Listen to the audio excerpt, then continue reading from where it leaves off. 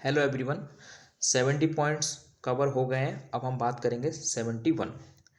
Unless और until के साथ नॉट का प्रयोग नहीं करना चाहिए क्योंकि ये ऑलरेडी नेगेटिव सेंस कन्वे करते हैं। तो अनलेस शर्त को दिखाता है और अनटिल समय को बताता है। ठीक है, जैसे कि he can not succeed unless he does not work hard. तो अनलेस के साथ नॉट नहीं आएगा क्योंकि ऑलरेडी नेगेटिव सेंस कन्वे करेगा। तो सही कैसे करेंगे? He can not succeed unless he work hard. तो आप क्या करेंगे, इसमें से नॉट हटा देंगे तो सेंटेंस बिल्कुल सही हो जाएगा। 72 में बात करते हैं गाइस। 72 में दे रखा है व्हेन अर्थात जब, इफ़ का मतलब होता है यदि के बाद देन का प्रयोग नहीं करते हैं तो देन के स्थान पर क्या लगाते हैं, हम कॉमा का प्रयोग करते हैं। ठीक है, जैसे कि when he saw me then he begin to read. ठीक है, तो यहाँ देन नहीं आएगा, क्या आएगा, कॉमा लगेगा। 72 के बाद बात करते हैं 73। तो 73 में क्या दे रखा है गाइस, आइए डील करते हैं।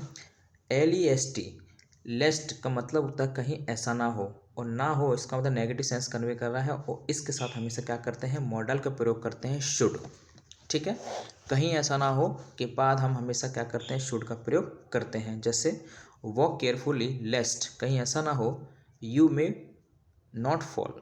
तो उसके बाद हमने क्या करेंगे, सबसे दो गलती की है, नॉट भी लगाया है और हमने मे का प्रयोग भी किया है। इनको हम सही करने के बाद सेंटेंस को करेक्ट करेंगे। Walk carefully लेस्ट you should fall. देखेंगे 74 कह रहे हैं एज इफ और एज दो, जिनका मतलब होता है मानो की। ठीक है, ये हमें से किसको दिखा रहे हैं, मैनर को दिखाते हैं। अगर इनसे शर्त या कल्पना प्रकट होती है तो इन शब्दों के बाद हेल्पिंग वर्ब के रूप में क्या करेंगे, हम वर्ब का प्रयोग करते हैं। वर्ब का प्रयोग क्यों करते हैं, क्योंकि सेंटेंस को हम इमेजिनरी बनाने की कोशिश करते हैं, हम इमेजिन करते हैं। क्योंकि ये मैनर जो होता है, काम करने का तरीका हमेशा दूसरे की तरह लिया जाता है। ठीक है, तो बस सिंपल सी बात ये है कि एज इफ़ और एज दो के बाद क्या करेंगे, हम वर्ब का प्रयोग करेंगे। किसका प्रयोग करेंगे, वो वर्ब का प्रयोग करते हैं। ही टॉक्स एज इफ, मानो कि ही इज़ मैड, तो इज़ नहीं आएगा, क्या लगाएंगे, वर्ब का प्रयोग करेंगे। 75 की बात करते हैं। देखिए 75 में क्या दे रखा है गाइस, सपोज या इफ़। सपोज का मतलब ये होता है मानो कि या यदि, और इफ़ का मतलब ये होता है यदि। ये दोनों के दोनों शब्द एक ही अर्थ प्रकट करते हैं, तो एक ही अर्थ प्रकट करने वाले दो शब्दों को साथ साथ नहीं लगाते हैं, ये रिडंडेंसी हो जाएगी। ज़रूरत से ज़्यादा अर्थ प्रकट करने के लिए शब्द लगाने पर हमारा सेंटेंस एरर को रिप्रेजेंटेड करता है। तो क्या करेंगे, इफ़ को हटा देंगे तो हम सपोजिंग करके सेंटेंस सही कर देंगे। तो सपोज और इफ़ लगा करके रिडंडेंसी का हमने क्या कर दिया है, गलती बना दिया है। तो क्या करेंगे, आप इफ़ को यहाँ से हटा दी, सपोजिंग कर लीजिए और सेंटेंस करेक्ट हो जाएगा। 76 में क्या दे रखा है, नो सूनर।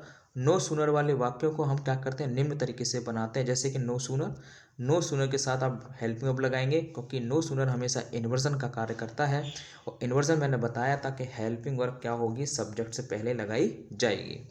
तो आपने क्या किया, तो आपने डिड लगाया, सब्जेक्ट लगाया, वर्ब की फर्स्ट फॉर्म लगाई, उसके बाद हम क्या करते हैं, देन के बाद सेंटेंस को कनेक्ट कर देते हैं। ठीक है गाइस, देखिए एग्जाम्पल। तो नो सूनर ही सॉ, तो गलत हो जाएगा, नो सूनर के बाद डिड आया, फिर ही लगाया, सी लगाया, मी, देन, बिल्कुल ठीक है। 77 की बात करते हैं। किसी प्रश्नवाचक शब्द जैसे कि what, why, when, where, how आदि के पहले दैट नहीं लगाते हैं यदि इन शब्दों को हम कंजंक्शन के रूप में प्रयोग करते हैं।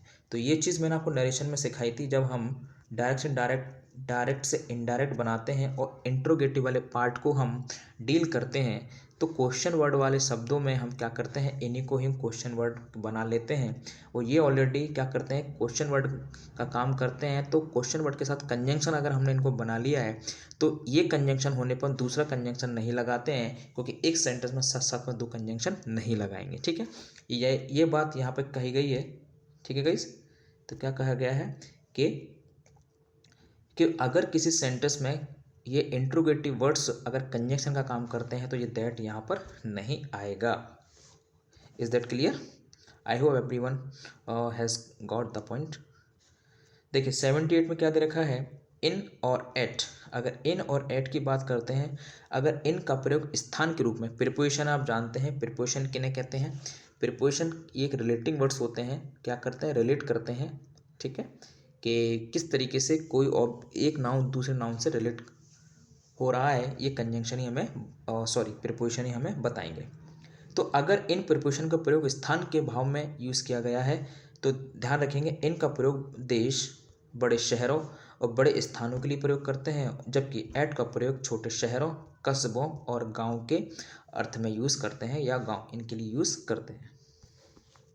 देखिए एग्जाम्पल, अगर बात करते हैं my brother lives in America, तो अमेरिका बड़ा है तो इन आया, मुंबई के लिए इन आया।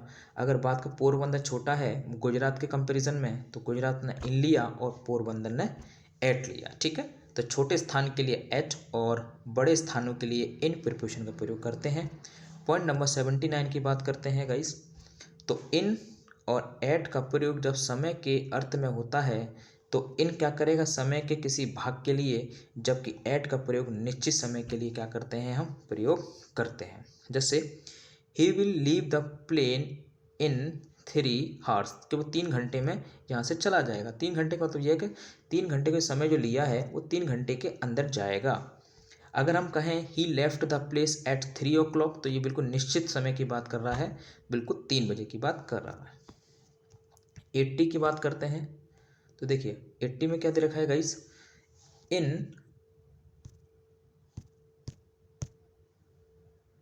इन और विद इन का प्रयोग जब समय के लिए होता है तो इन का प्रयोग समय की समाप्ति पर, जबकि विद इन का प्रयोग हम समय की समाप्ति से पहले करते हैं। मतलब जो समय हमें दिया गया है तो समय की समाप्ति का मतलब ये कि एंड ऑफ द टाइम के लिए विद इन का प्रयोग करते हैं और इन का प्रयोग करते हैं समय की समाप्ति पर, ठीक है। जैसे कि shall finish this, I shall finish this, I लगा लेना यहाँ पे, I shall finish this work in a week. तो इन लगाने से क्या पता चल रहा है कि जो एक हफ्ते का समय लिया है वो बिल्कुल हफ्ते के आखिरी दिन में ख़त्म होगा, पूरा समय लेगा।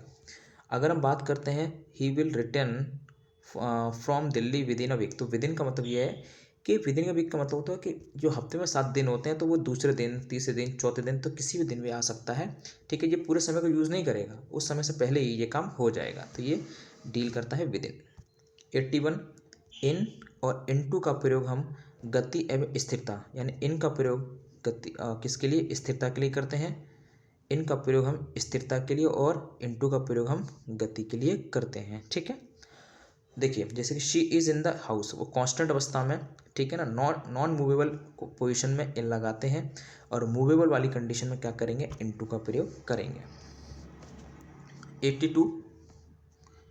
82 में दे रखा है ऑन, अपॉन हम गति एवं स्थिरता के भाव में करते हैं, तो वही सेम वाली बात है। अगर सरफेस की बात होगी तो स्थिरता के लिए ऑन आएगा और गति के लिए क्या आएगा, अपॉन का प्रयोग करते हैं। जैसे कि books on the table, dog jumped upon the table, ठीक है, जंप डॉग करेगा तो उसमें मोशन आएगा। 83, यंत्र और व्यक्ति। देखिए यंत्र एवं व्यक्ति दोनों से कार्य करने वाले को प्रदर्शित करने के लिए क्या करते हैं, सबसे पहले अगर यंत्र से काम करेंगे तो विद प्रिपोजिशन आती है, अगर कोई व्यक्ति काम करता है तो प्रिपोजिशन बाय का प्रयोग किया जाता है। ये हम एक्टिव पैसिव वॉइस में भी हम भली भांति समझते हैं। अगर देखेंगे मारने का काम राम जी ने किया है तो बाय आएगा, और काम करने का ठीक है, काम किससे किया गया है, देखिए विद हर पेन, पेन कैसा है, एक ऑब्जेक्ट है, तो ऑब्जेक्ट होगा तो प्रिपोजिशन हमें क्या लगाना पड़ेगा, विद लगानी होगी। पॉइंट 83 के बाद 84 पे आइए। 84 में क्या दे रखा है, बिटवीन 2 के लिए यूज़ करते हैं और अमंग 2 से अधिक लोगों के लिए यूज़ करते हैं। जैसे कि father divided his property between Ravi and Raju, 2 लोग हैं तो बिटवीन हमने लगाया। 2 से ज़्यादा होंगे अमंग द बॉयज़, ठीक है, बॉयज़ 2 से ज़्यादा हैं तो यहाँ पर हमने अमंग लगाया। 85 में दे रखा है गाइस, जब कोई वस्तु किसी रकम से खरीदी जाती है तो फॉर का प्रयोग करते हैं, ठीक है, ध्यान दीजिएगा फॉर। जब कीमत दे करके कोई वस्तु खरीदी जाती है तो हम क्या करेंगे, प्रिपोजिशन फॉर का प्रयोग करते हैं। इन नहीं आएगा तो क्या आएगा, इसमें फॉर का प्रयोग किया जाएगा। 86 में दे रखा है, कह रहा है समय के भाव में फॉर लगाते हैं समय की अवधि के लिए यानी पीरियड ऑफ टाइम, और पॉइंट ऑफ टाइम के लिए यूज़ करते हैं हम क्या, सिंस। ठीक है, ध्यान देंगे। देखिए फॉर 7 ईयर्स तो क्या है, ये आपका पीरियड ऑफ टाइम है तो फॉर लगाया, और मॉर्निंग क्या ऐसा है, पॉइंट ऑफ टाइम, तो इसलिए हमने सिंस का प्रयोग किया है। 87 की बात करेंगे तो 87 में क्या दे रखा है, यदि किसी से समय पूछा जाए तो समय पूछने पर हम प्रीपोजिशन इन ना लगा करके प्रीपोजिशन हम वाई का प्रयोग करते हैं। जैसे कि इन योर वॉच तो बिल्कुल गलत है, तो हमने इसकी जगह क्या किया, वाई का प्रयोग किया है और सेंटेंस को सही कर लिया है। सेंटेंस पॉइंट नंबर 88 की बात कर रहे हैं। तो 88 में क्या दे रखा है, यदि वाक्य में बैग एंड बैगेज का प्रयोग हुआ है तो जिसका अर्थ होता है बोरिया बिस्तर के साथ, तो साथ का सेंस ऑलरेडी आ रहा है तो इसलिए इसमें प्रीपोजिशन विद नहीं लगाएंगे। तो आम शब्दों में समझ सकते हैं बैग एंड बैगेज के साथ विद का प्रयोग नहीं करते हैं क्योंकि ऑलरेडी विद का सेंस इसके अंदर होता है।